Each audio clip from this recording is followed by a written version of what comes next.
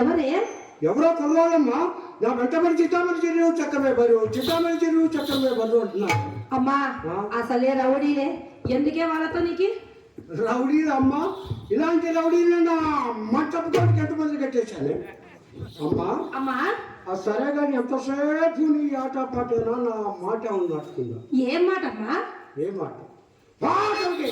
ఎన్నిసార్లు చెప్పాను ఆ భవానీ శంకర్ గారు మనం పంపకొట్టే పట్టడానికి బొచ్చు పురుగు పట్టినట్టే ఎన్నిసార్లు చెప్పాను. అమ్మా అంత సొమ్ము పెట్టిన వాడిని ఆవలకు పంపలేక చూస్తున్నానే. ఎంత సొమ్ము పెట్టాలే? ఈ చింతపల్లి జనం నాకు పెట్టిన దానికంటే నీకు ఎక్కువ పెట్టాడే. నీకేమాత్రం పెట్టాడే? పెట్టి కాస్త బయట పెట్టమ్మా. అమ్మా తనకున్న సర్వస్వం మనకి దోచిపెట్టాడు కదనే. పెట్టుకున్న వచ్చి నేను మర్చిపోయినావు కానీ నేను చెప్పుగా సావధాన చిత్రాలు ఆలకింపమ్మా.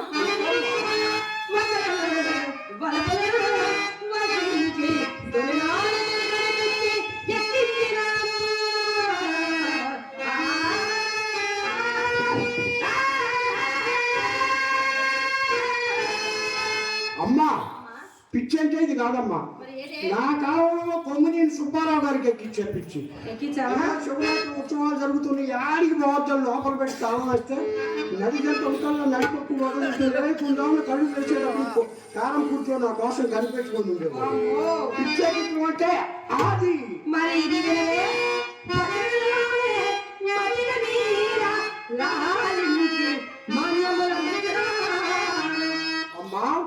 చింతపల్లిలో మాండాన్ని మన కోసం అమ్ముతారు. అమ్ముతారమ్మా? మరి ఎవరి కోసం అమ్ముతారే? ప్యాకెట్ కోసమో బ్రాంతి బుట్ట కోసమో మాన్యాలు అమ్ముతారే మనకా మరే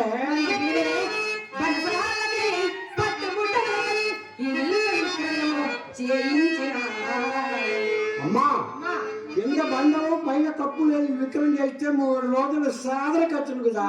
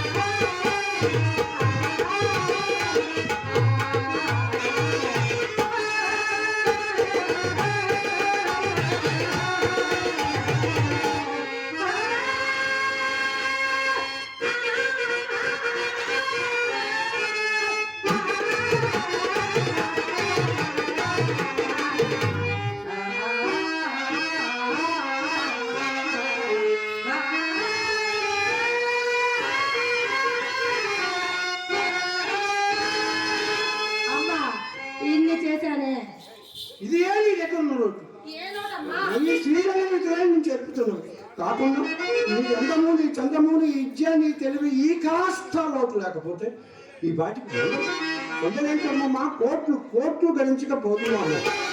ఇష్టమున్నంత వరకు విటుని మనము. అమ్మా ఇష్టం అంటే ఏంటి? ఇంకేళ్ళు వచ్చినా ఇష్టం అంటే ఏమిటో తెలియదమ్మా. డబ్బున్నంతసేపు నెత్తి మీదకి ఎక్కించుకోవాలా. డబ్బు ఎప్పుడైపోద్దో కుక్కను కొట్టాలి.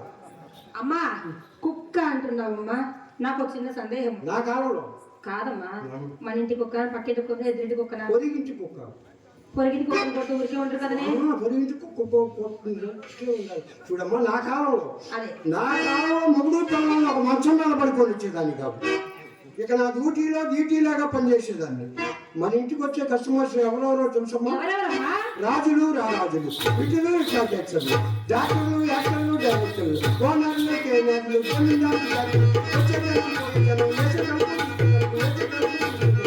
అమ్మా సినిమా కన్నా ఇంటర్వ్యూ కన్నా ఆఫీస్కి అసలు ఇంటర్వ్యూ లేదు కాదు. ఆ రోజుల్లో అంత వెయిటింగ్ అమ్మ నాకు. చూడమ్మా, కదులోపి అయినా కరగించి జనములో ఒకరి 100,000 గుంజినాను. అమ్మా కడు లోపి అంటే ఎవరే? లోపి అంటే ఎలాంటి వాడో తెలియదమ్మా. తమకు ఎంత ఆస్తి ఉన్నది జాలక దోమన పోయే వాడిని అగ్గిపెట్టడానికి పుల్లలు చెప్పులు వేసుకునేట. అలాంటి వాడి దగ్గర కూడా 100,000 గుంజ.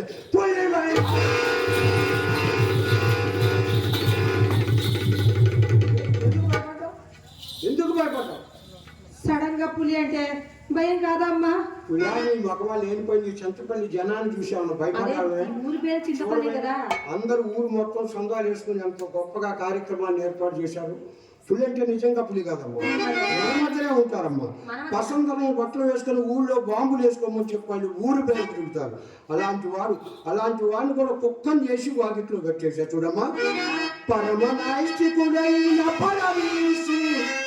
అమ్మా పరమనైష్టికులు అంటే ఎవరే? ఎడదీసి ముందు కుర్చీల్లో వాళ్ళు ఆగమైపోతారు. వద్దు మొన్న ఏరే పని మీద ఈ చింతల పాలు వచ్చాయండి. రాగానే ఇక్కడ జనంలో కూర్చొని ఏమన్నారమ్మా? ఈ సంవత్సరం శివరాత్రికి మనం అందరం సంఘాలు వేసుకొని మంచి కార్యక్రమం ఏర్పాటు చేద్దాం. ఏ కార్యక్రమం ఎట్ట చేద్దాం, ఎంత ఖర్చు అవుతుంది తీవ్రంగా ఆలోచిస్తున్నారు. మరి ఆ టైంలో నేను ఇక్కడికి వచ్చా. రాగానే వాళ్ళందరూ నన్ను చూసి నవ్వారు. ఎందుకమ్మా? శ్రీహరి ఇక్కడికి ఎందుకు వచ్చిందని. మరి దాన్ని నువ్వేం చేసావు? నేను వాళ్ళని చూసి నవ్వి మర్చిపోయి నా కోక పుటాల వరకు మర్చిపోయి ఎటోళ్ళట ఆగమైపోయి వాళ్ళ మెండుగా కనపడుతున్నారు. ఎంత ప్రమాదం ఉంది నేను చెప్పాలంటే. పరమనైష్టికుడైన పరమేశి నోటను వినిపించున్నాను. నువ్వు ఎంగిలి తినిపిస్తే వాళ్ళెలా తిన్నారే? నా ఎంగిలు నీకేం తెలుసమ్మా? నా ఎంగిల్ తిన్నోళ్ళు బస్ స్టాండ్లో, రైల్వే స్టేషన్లో భిక్షాటన చేసుకుంటూ బతుకుతున్నారమ్మా. ఆ రోజుల్లో శ్రీహరి ఎంగిలి చక్కెర పొంగలంటూ ఆహా ఓహో అంటూ ఐస్ క్రీమ్ లాగా నైస్గా నాకు ఇచ్చేవాళ్ళమ్మ. ఆ రోజుల్లో అంత అవుతుందమ్మా నాకు. అమ్మా అంత గడించాలి ఇంత గడించాలి అంటున్నావే? అవును. ఆ రోజుల్లో నా వయసులో ఉన్నప్పుడు, నువ్వు మంచి వయసులో ఉన్నప్పుడు, బాగా వయసులో ఉన్నప్పుడు నువ్వు ఇలాగే చేసావంటే? ఇలాగే చేసావా? చెప్పమ్మా. అంత చేశాను ఇంత చేశానంటే గడించినంత ఏం చేసావమ్మా? అదేనమ్మా నా వల్ల జరిగిన పెద్ద పొరపాటు. ఏ పొరపాటమ్మా? ఆ రోజుల్లో ఒక బోకర సన్నాసి ఉన్నాడమ్మా. ఆ బోకర సన్నాసి ఒక లోపల సన్నాసిని తెచ్చి ఈవిడు పెద్ద లక్షాధికారాన్ని నాకు పరిచయం చేశాడు. నేను నిజమే నమ్మా. ఎందుకంటే గంటకు సూట్ చేసుకుని నీట్గా కనిపించేవాడు. శుభరాఖరికి తెలిసిందమ్మా. ఏమని? ఫైనాన్స్లో అప్పు తీసుకొని మన ఇంట్లో దాక్కోవడానికి వచ్చాడని. అందువల్ల సంపాదించినంత ఈ సోరాయి పొట్టాలకి, గాంధీ బుడ్లకి, నల్లముళ్ళకి, కేకరేసేకి ఆస్తి అంతా ఆరోగ్య కర్పూరం రెంచుకుపోయింది. అమ్మో అమ్మా వయసులో అదేనమ్మా మన కులానికి ఒక చిన్న శాపం ఉన్నట్టు కదా? ఎవరు చెప్పారు నీకు? అదేనే మనం ఎంత గడిచినను వృద్ధాప్యం వచ్చేసరికి మనకు కూడుకు గుడ్డకు లోటగునట్ట కదమ్మా? ఎవరు చెప్పారు? ఇప్పుడు ఆ శాపం అమల్లో లేదమ్మా. ఎందుకమ్మా? పూర్వపు విధులు నాలాంటి వయసు మళ్ళీ వారకాంతంలో వాడేవారు కాదు అప్పటి వారు. మరి ఇప్పటి వారు? ఇప్పుడే కుర్రకారు గొట్టం పాయింట్లు, మెల్ల చెప్పులు, గొల్ల కుండీలు వారు వెళుతూ వెళుతూ ఒక్కసారి నవ్వితే చాలు ఎన్ని రోజులైనా బండి వేసుకున్న వాడిని చుట్టూ తిరుగుతూనే ఉంటారు. ఏడి? ఎవరమ్మా? అబ్బాయి. యాభై? అది నా అబ్బాయి. ఎవరే? భవానీ. అబ్బా వాడి పేరు చెబితే ఉళ్ళే మర్చిపోతావు. మాట్లాడు. అమ్మా ఆయన పేరుంటే నా ఒళ్ళంతా ఎలాగో అయిపోతుందమ్మా. గుమ్మని కొండగాలి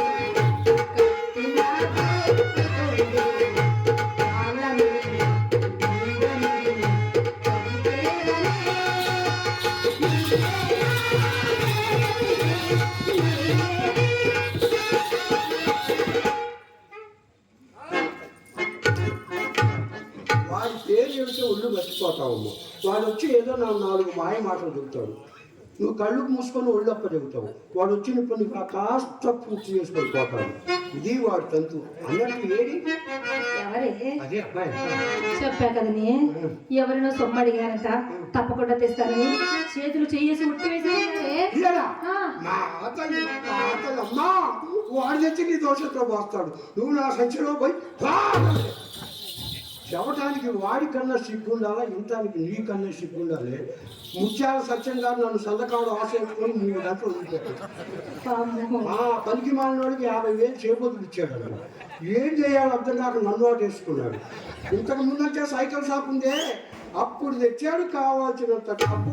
ఇప్పుడు దాని తాలూకు ఒకే ఒక్కటి మిగిలింది. ఏదమ్మా ఒకటి? గాలి కొట్టే పప్పు. పప్పుతో మనం ఏం చేస్తామమ్మా? నువ్వు పోయినా నేను పోయినా వాడికి వచ్చేది గాలేనే. ఇప్పుడు ఆ గాలి కూడా ఎక్కట్లేదమ్మా. ఓవర్షాలు అరిగిపోయి సౌండ్ వస్తుంది. 2 నెలల నుంచి వాడు ఏం చేస్తున్నాడో తెలుసమ్మా? చిత్రం చూస్తున్నాడే.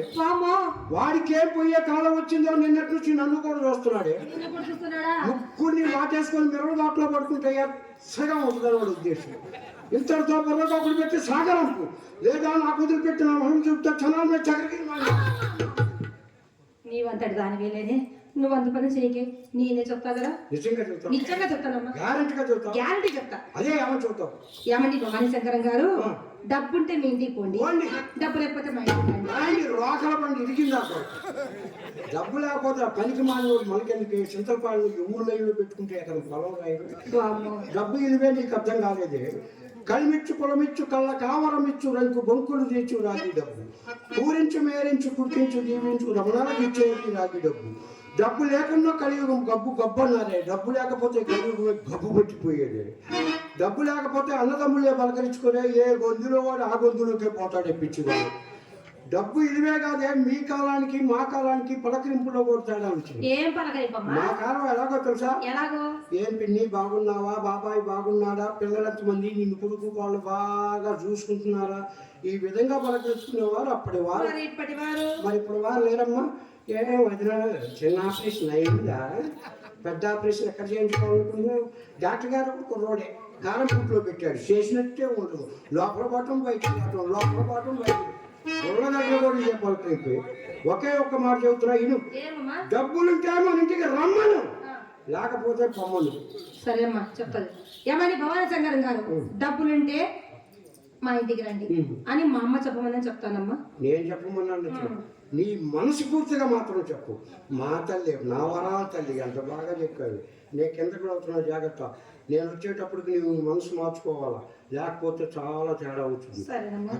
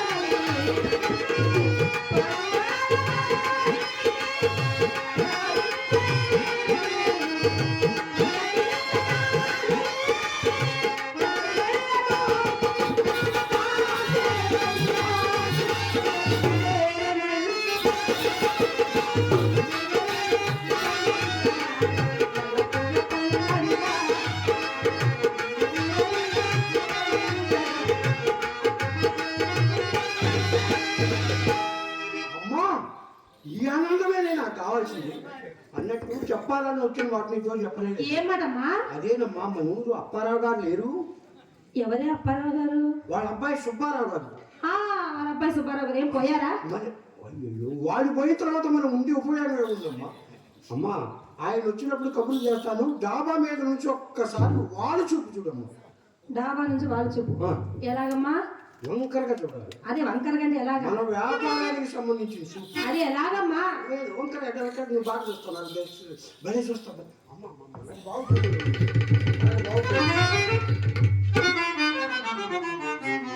అమ్మా, వాడు చూపు అంటే అదే అమ్మా. నువ్వు అడిగొప్పలు నరసింహయ్య గారి కలిసి చూసిన, వెంకటేశ్వర రెడ్డి గారి కలిసి చూసినటువంటి తెప్పించేదాన్ని. మనం చూస్తే కనీసం 2 ఎకరాల పొలం నా బేరం పెట్టద్దంటే మరి ఎలా చదవలేము? చూపి ఇంత పిల్లలు చూస్తున్నారు కదా, పత్తిసేల దగ్గర మిరవదోటల దగ్గర ఒక రకమైన సూపు. ఇన్నేళ్ళు వచ్చిన సూపు అంటే ఏమిటో తెలియదు. ఇలా చూడాలి, బాగా చూడు.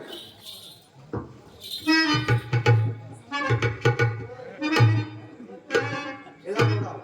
మన చూపు ఎప్పుడు అసలు దాని మీద. ఏంటమ్మా అసలు? ఇన్నేళ్ళు వచ్చిన అసలు అంటే ఏమిటో తెలియదు. డబ్బు మీదనే మన చూపు. తుఫాన్ జోగితే సగవేళ మన ఆశ్రమం, మన చూపు జోగితే అంతా నాశనమే. మన చూపుకు అంత పౌరు ఉంది. ఏది ఒక్కసారి దగ్గమ్మ అటకు దగ్గర బాగా తెలుసు బాగా.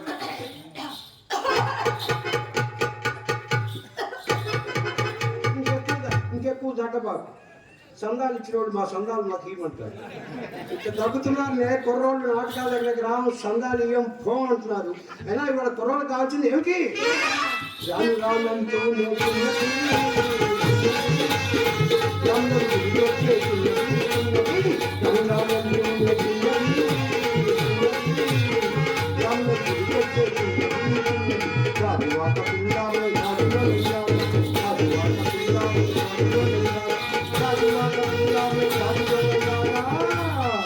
నీ చెల్లి చాపలేదా మా జాతి కలగలేదా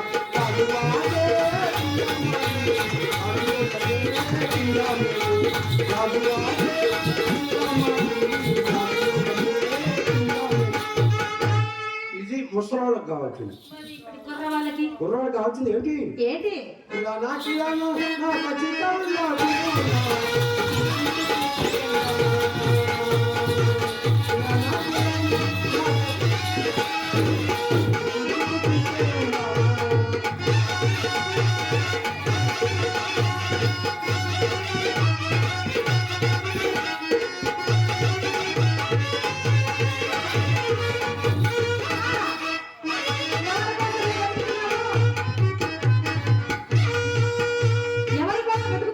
ఎవరిదమ్మా కేక?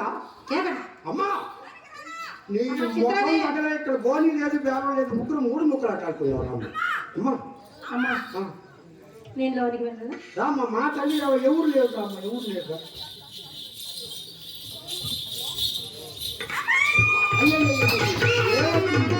ఏమొచ్చింది చెప్పు. ఏమొచ్చింది?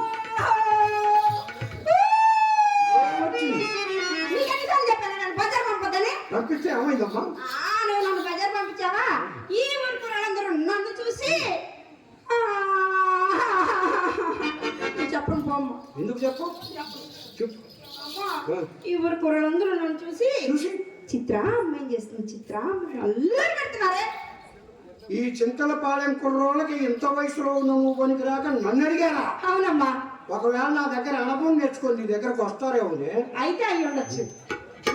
మట్టి అయితే వాళ్ళందరూ కింద పడేసరే. అసలే కాలేజీ కుర్రోళ్ళు అంటమ్మా. వాళ్ళు ముందు, నేను వెనక, నేను ముందు, వాళ్ళు వెనక దబ్బే పరిసరం. అబద్ధాలు ఆటానికి కూడా అర్థం ఉండాలి. నిన్ను అక్క కన్నా ఐక్లా టికెట్ చేద్దాం అనుకున్నా. నువ్వు బొత్తిగా నేల టికెట్ అయిపోతున్నావు. ఇంతకు ఎందుకు పరిగెత్తుకుంటూ వాళ్ళందరూ వెనకాల పడ్డారు కాలేజీ కుర్రోళ్ళు. అక్కడ ఉన్నారు చూడమ్మా, ఆ నలుగురు కుర్రోళ్ళు నన్ను కూడా అడిగారే. ఏమన్నారు తెలుసా? అద్దాల మేడలోనే బొబ్బాయికి వెళ్దామన్నారే అన్నారమ్మా. నేను ఊరుకోలే. నేను కూడా చెప్పా. ఏమని చెప్పాను చెప్పనా? అద్దాల మేడలున్నాయి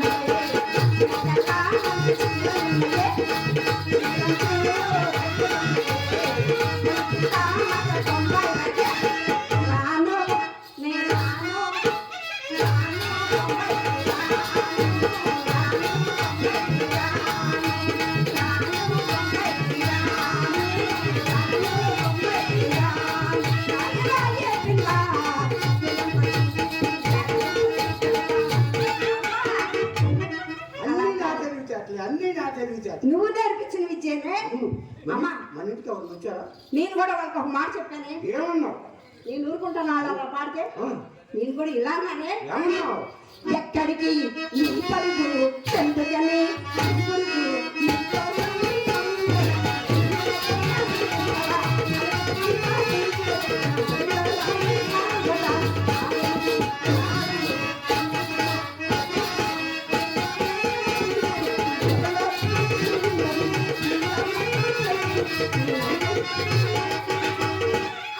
అలా చెప్పా. ఇంతకు మన ఇంటికి ఎవరు వచ్చారా? వచ్చారే. ఎవరు వచ్చారు? నేను వాకిట్లో ఉంటే ఎవరో పెద్ద సుబ్బారావు గారు కొడుకు చిన్న సుబ్బారావు గారు వచ్చాడా? వచ్చి చిత్రాయికి అన్నాడు.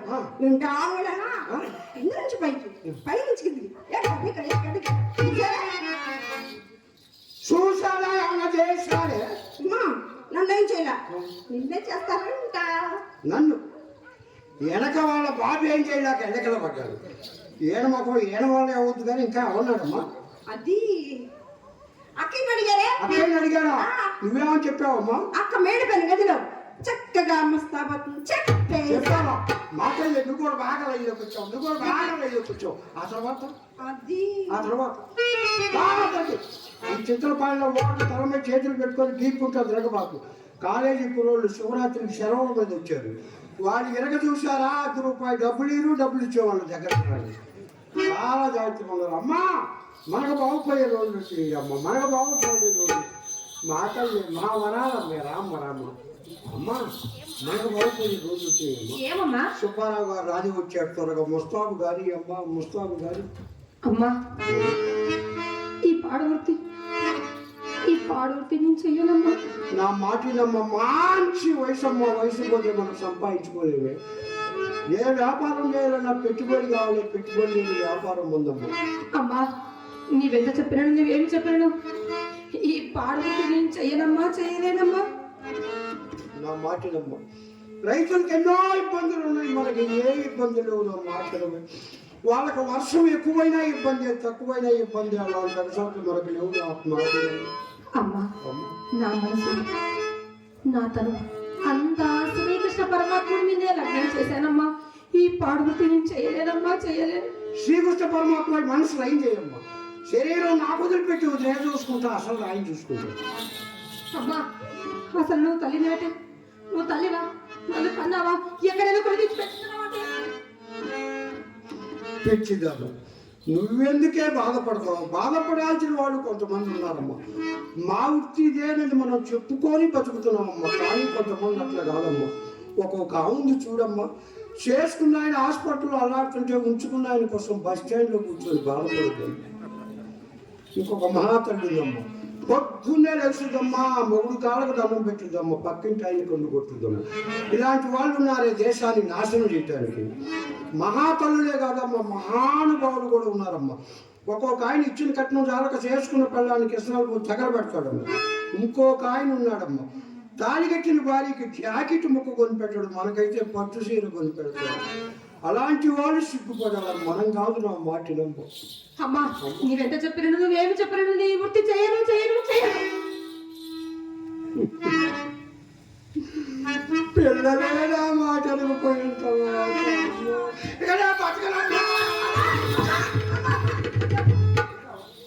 వింటానమ్మా. నువ్వెందుకే ఏడుస్తావు? నువ్వెందుకు ఏడుస్తావు? నువ్వెందుకు ఏడుస్తావు? అమ్మా నువ్వు చచ్చిపోతే నా పెళ్ళి ఎవరు చేస్తారమ్మా? సంతకాల నుంచి సుబ్బారావు గారు ఎట్టి చేయట్లా.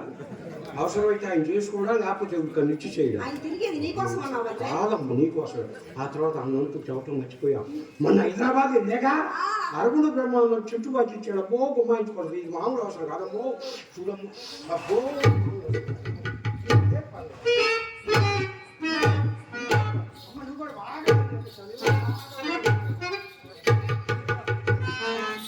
చిత్ర ఇలా రావే. నీకు ఎన్నిసార్లు చెప్పానే ఇలాంటి మాటలని మోసుకురావద్దని? నీకు ఎన్నిసార్లు నన్ను కొట్టు తక్కువ ఆయన ఏం చిన్నక్క చెప్తే నీ కోపం, చెప్పకపోతే అమ్మ కోపం. చచ్చిపోతున్నాను. నువ్వేం చేస్తావు?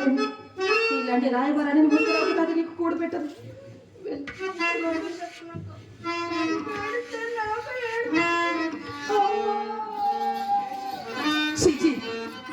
ఏమి వృత్తిది, ఏమి వృత్తిది? పాడు వృత్తి. ఏమి వృత్తి?